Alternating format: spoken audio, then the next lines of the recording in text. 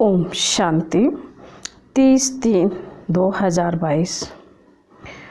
बाबा कहते हैं, मीठे बच्चे, तुम बाप के बने हो इस दुनिया से मरने के लिए। ऐसी अवस्था पक्की करो जो अंत में बाप के सिवाय कोई भी याद ना आए। प्रश्न है, सबसे तीखी आग कौन सी है जो सारी दुनिया को इस समय लगी हुई है? उसको बुझाने का तरीका सुनाओ। बाबा का उत्तर है, सारी दुनिया में इस समय काम की आग लगी हुई है। यह आग सबसे तीखी है। इस आग को बुझाने वाली रूहानी मशीन, बाबा ने कहा है, इस आग को बुझाने वाली रूहानी मिशन एक ही है। इसके लिए स्वयं को फायर ब्रिगेड बनना है।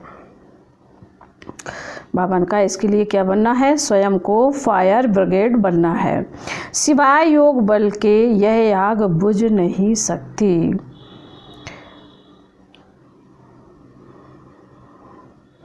काम विकार ही सबकी सत्यानाश करता है। इसलिए इस भूत को भगाने का पूरा पुरुषार्थ करो। गीत है, महफिल में जल उठी समा परवानों की। ओम शांति। जो अच्छे अच्छे सर्विसेबल बच्चे हैं वह इस गीत के अर्थ को अच्छी रीति समझ जाते हैं। इस गीत को सुनने से सारे सृष्टि चक्र रचता और रचना के आदि मध्य अंत को जाना जाता है। गीत बजाया जाता है कि मनुष्य जान जाएं। किस द्वारा? ज्ञान के सागर के द्वारा। बाबा कहते हैं, किसके द्वारा? ज्ञान के सागर के द्वारा। बच्चे जानते हैं कि हम बाप के बनते हैं इस पुरानी दुनिया से मरकर अपने परम धाम में जाने के लिए। यह पुरुषार्थ और कोई करा ना सके सिवाय एक बाप के। बाप कहते हैं, मेरा बनने से तुमको इस दुनिया से मरना होगा। पिछाड़ी में ऐसी अवस्था पक्की होनी चाहिए जो सिवाय एक बाप की याद के और किसी की भी याद ना आए। तुम बच्चे जानते हो, समा आई है परवानों को साथ ले जाने के लिए। परवाने तो ढेरों के ढेर हैं। प्रदर्शनी में देखो, बाबा कह रहे, प्रदर्शनी में भी देखो कितने ढेर आते हैं। कई बच्चे तो प्रदर्शनी का अर्थ भी नहीं समझते होंगे। पुरानी दुनिया को फिर नई दुनिया बनाने की प्रदर्शनी। पुरानी दुनिया का विनाश हो, नई दुनिया की फिर स्थापना कैसे होगी? यह संगम पर ही दिखाया जाता है। दोनों इकट्ठे तो हो न सके, एक खत्म होनी है जरूर। तुम्हारे में भी जो अच्छे अच्छे बच्चे हैं वह जानते हैं, राम राज अर्थात नई दुनिया स्थापन हो रही है।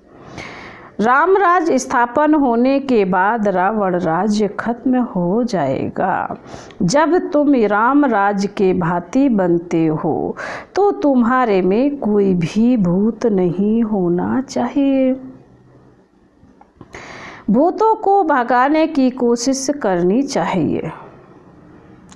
पहले काम अग्नि को बुझाना है। अपने लिए फायर ब्रिगेडर बनना है। बाबा का अपने लिए फायर ब्रिगेड बनना है। यह आग सबसे तीखी है और बिल्कुल गंदी है। सिवाय योग बल के बुझा नहीं सकते। सो भी यही सवाल है सारी दुनिया का। सबको काम की आग लगी हुई है। इस आग को बुझाने वाली रूहानी मिशन एक ही है। उनको जरूर यहाँ आना पड़े। कहते भी है, हे पतित पावन आओ। पतित कामी को कहा जाता है। हे काम की आग, भूत को भस्म करने वाले आओ। यहाँ मेजॉरिटी तो पतित है, भले कोई पवित्र रहते हैं, परंतु युक्ति बताता हूँ, इनको कैसे बुझाओ। यह काम अग्नि भी सतो रजो तमो में आती है।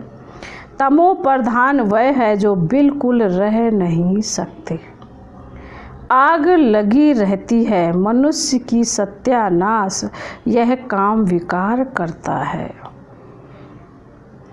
सतयुग में कोई दुश्मन होता नहीं, वहाँ ना रावण होता है, ना मनुष्य के दुश्मन होते हैं।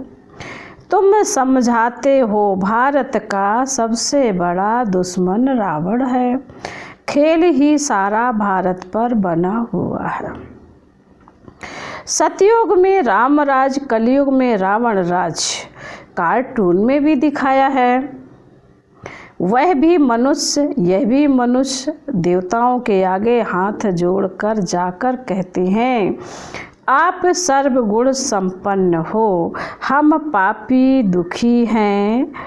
यह भारत श्रेष्ठाचारी पावन था जरूर, जहाँ देवी देवताएं राज्य करते थे। लक्ष्मी नारायण और राम सीता दोनों का राज्य था। उन्हों का घराना प्रजा का चित्र तो नहीं बनाएंगे। अब बाप कितना सहज करके समझाते हैं, समझ कर फिर कहते हैं बुद्धि में धारणा होती है ना। जैसे मेरी बुद्धि में धारणा है, झाड़ ड्रामा की नॉलेज हमारे पास है, इसलिए मुझे ज्ञान का सागर कहते हैं। सृष्टि के आदि मध्य अंत का ज्ञान मेरे पास है। मुझे पवित्रता का भी सागर कहते हैं। पतित पावन भी मुझे ही कहते हैं, जो आकर सारे भारत को पावन बनाते हैं। यह है राजयोग और ज्ञान। बैरिस्ट्री पढ़ते हैं उनको कहेंगे बैरिस्ट्री योग, क्योंकि उस पढ़ाई से ही बैरिस्टर बन जाते हैं। फिर बाबा कहते हैं, तुम बच्चों को आकर राजयोग सिखाता हूँ। राजाएं भी सब भगवान को याद करते हैं। भगवान से क्या मिलेगा? जरूर स्वर्ग का वर्षा मिलना चाहिए। तुम पूछ सकते हो, बाबा कह रहे तुम सबसे पूछते हो कि परमपिता परमात्मा का परिचय है। वह बाप रचयिता है तो जरूर स्वर्ग रचता होगा, और स्वर्ग की राजाई देते हैं, जो हम बच्चों को मिली थी, अब नहीं है फिर ले रहे हैं। जैसे कल्प पहले भारतवासियों ने ली थी, अब फिर से भारतवासियों को लेनी है। नारद का मिसाल है, तुम बच्चे भी पूछते हो चलेंगे बैकुंठ, भगवान से नई दुनिया का वर्षा लेंगे। भारत को ही वर्षा मिला था, अब नहीं है, और कोई को तो मिल ना सके, क्योंकि भारत ही भगवान की जन्मभूमि है। तो चैरिटी बिंग्स एट होम यहाँ वालों को ही देंगे, परंतु बहुत बच्चियाँ समझ नहीं सकती हैं। बहुत बच्चों को साक्षात्कार भी कराते हैं, दिखाते हैं। तुम बैकुंठ के प्रिंस प्रिंसेस बनते हो। यह है ही मनुष्य से प्रिंस बनने की पाठशाला। प्रिंस बनना व राजा बनना एक ही बात है। यह साक्षात्कार होता है कि पुरुषार्थ कर ऐसा बनो। बाप की श्रीमत पर चल पुरुषार्थ करो। सिर्फ कृष्ण को देखा यह कोई बड़ी बात नहीं है। ऐसे तो आगे बहुत देखते थे, फिर चले गए।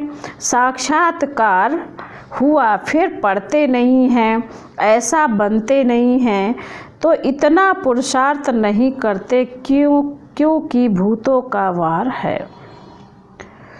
देह अभिमान का कड़ा भूत है, बुद्धि में रहना चाहिए कि खेल पूरा होता है। हमने 84 जन्मों का पाठ पूरा किया है,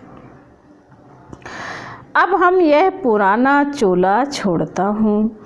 यह भी सिर्फ याद पड़ जाए तो अहो सौभाग्य। बाबा कह रहे फिर तो अहो भाग्य। खुशी का पारा चढ़ा रहे। अब हम जाते हैं वापस मुक्ति धाम में। यह किसी की भी बुद्धि में नहीं बैठ सकता। बाल सन्यासी है, वह कहते हैं हम शरीर छोड़ ब्रह्मा में लीन हो जाएंगे, परंतु तत्व को याद करने से विकर्म विनाश नहीं होंगे। तो जा कैसे सकते? ले जाने वाला ही एक राम सभी बच्चों को ले जाएगा। आपे ही तो कोई जा नहीं सकता। पुरुषार्थ करते हैं क्योंकि इस दुनिया में रहना अच्छा नहीं लगता। कोई फिर कहते हैं हम इस नाटक में आए ही नहीं। अनेक मतांतर हैं। गुरु गोसाई आदि करोड़ों की अंदाज में हैं।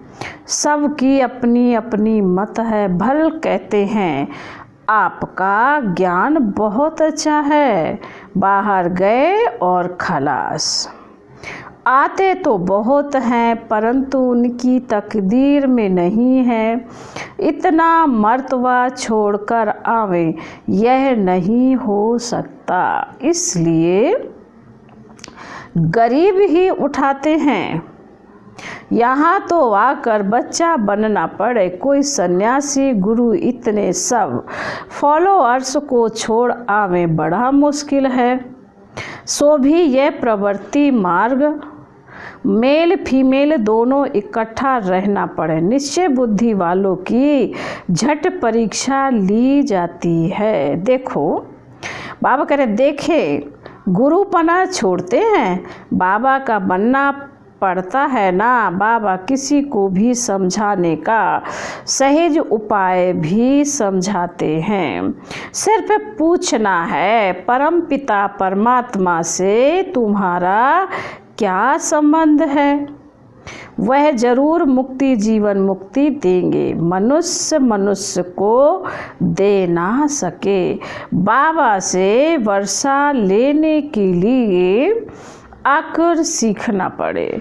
श्रीमत जो कहेंगी सो करेंगे।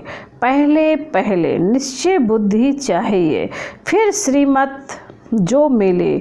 पहले परिचय ही बाप का देना है। ढेरों के ढेर आते हैं, कहते हैं यह बहुत अच्छी चीज़ है, परंतु खुद थोड़े ही खड़े होते हैं। सिर्फ अपनी राय देकर चले जाते हैं। यह मालूम नहीं पड़ता कि यह किसकी मत ले रहे हैं।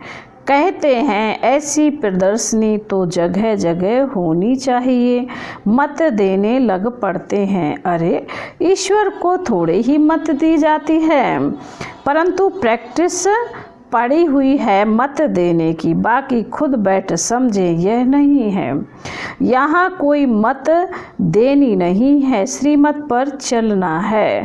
पहले बाप का बनना है, फिर वह जो श्रीमत दे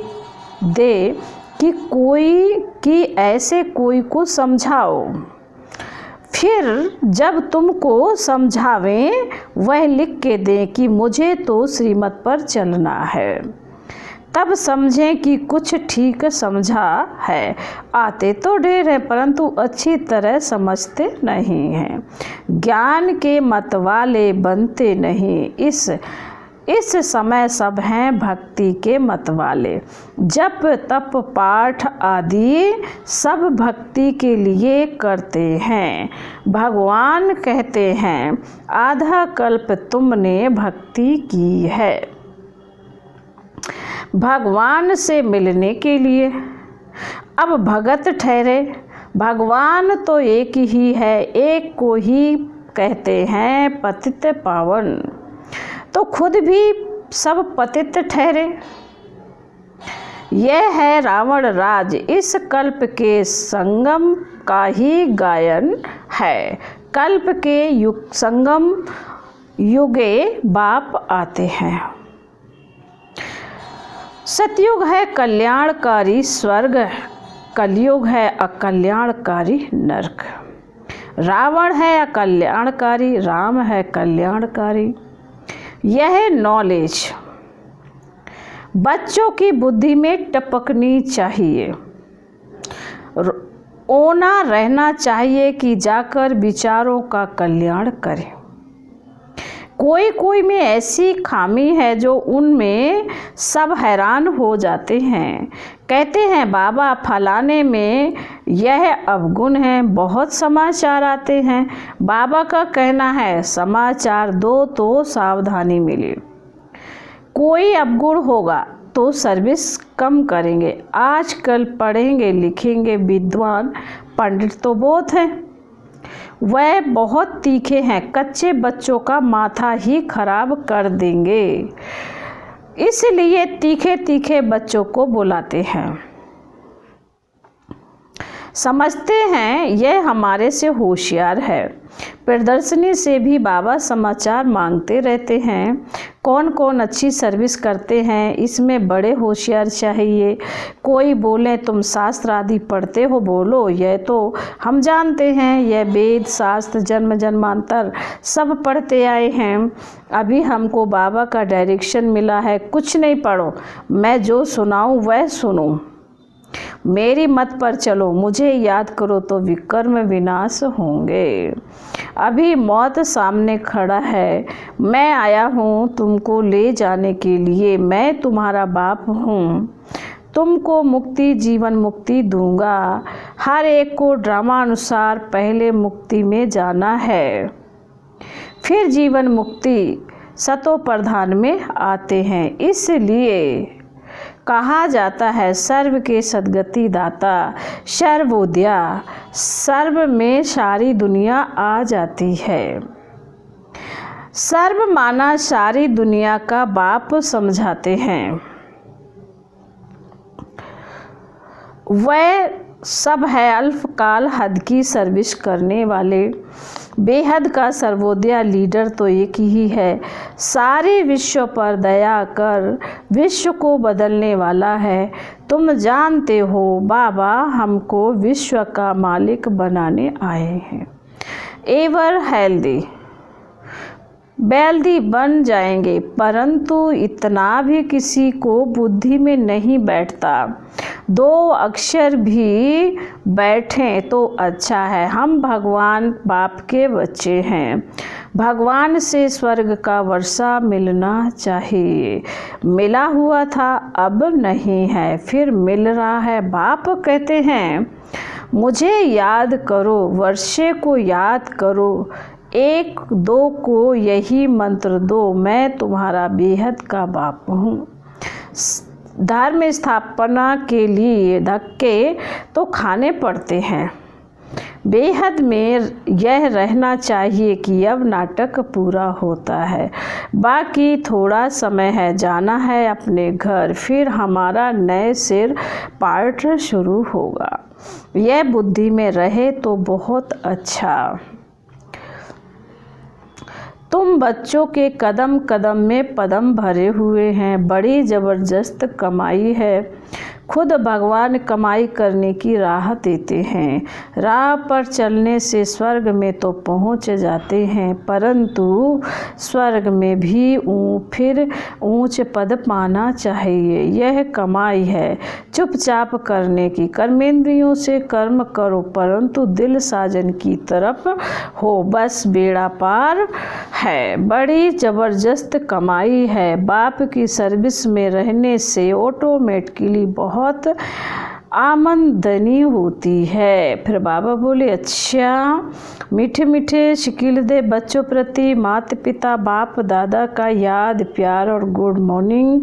रूहानी बाप की रूहानी बच्चों को नमस्ते। हम रूहानी बच्चों की रूहानी माता पिता बाप दादा को याद प्यार गुड मॉर्निंग और नमस्ते।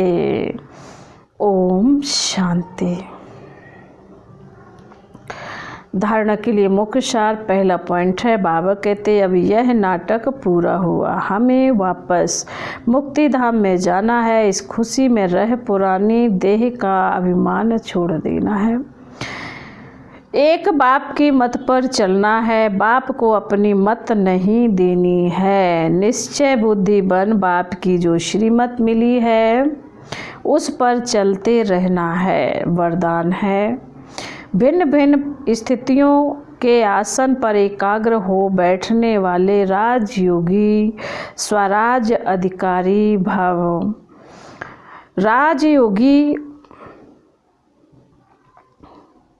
बच्चों के लिए, बाबा कहते हैं राजयोगी बच्चों के लिए भिन्न भिन्न स्थितियां ही आसन है। कभी स्वमान की स्थिति में स्थित हो जाओ तो कभी फरिश्ते स्थिति में, कभी लाइट हाउस माइट हाउस स्थिति में, कभी प्यार स्वरूप लवलीन स्थिति में।